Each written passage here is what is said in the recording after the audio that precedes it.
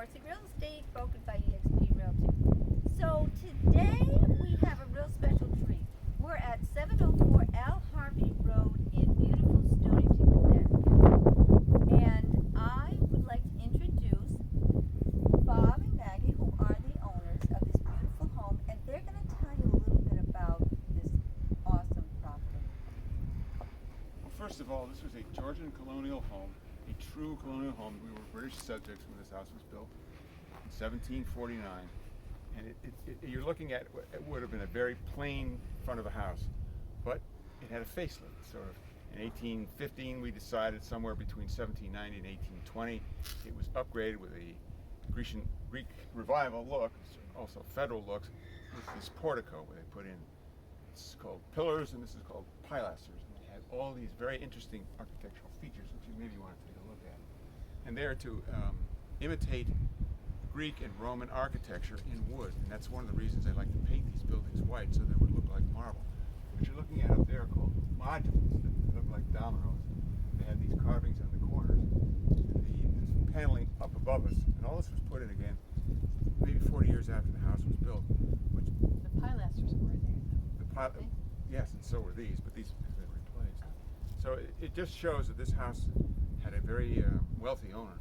It was built in one piece, as a matter of fact, so it's symmetrical, unlike a lot of old houses. And it's a beautiful place.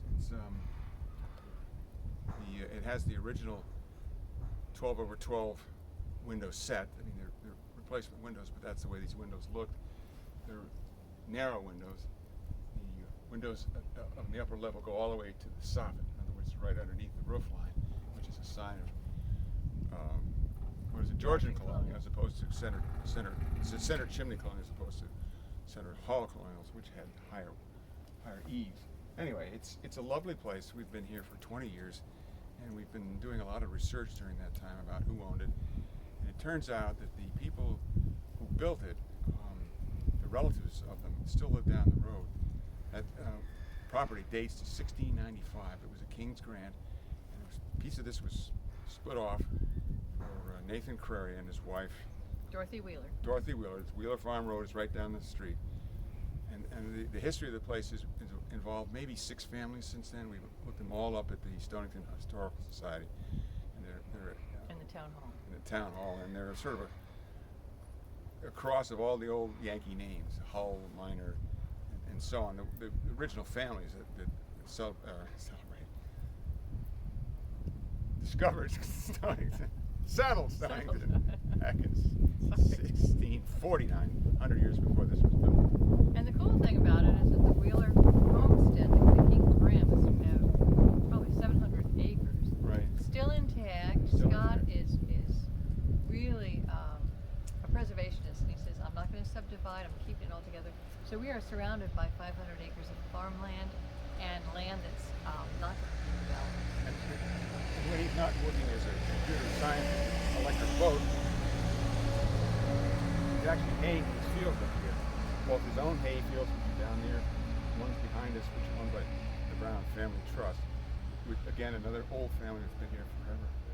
So it's a lovely place. That was the noisiest thing you're going to hear down here, and that was a town Right. tractor. Spring cleanup. It's doing the cutting along the walls here. Right. Speaking about walls, these are incredible walls. I don't know if you want to pan around and look at them, but they are one of the reasons Stonington is called Stonington. They're probably 200 years old, and we were told that the youngsters and the families were the ones who did these. And it was also a time of great alcoholic consumption. A couple of these walls were sort of bashed when we came here, and we were moving the stones around to repair them.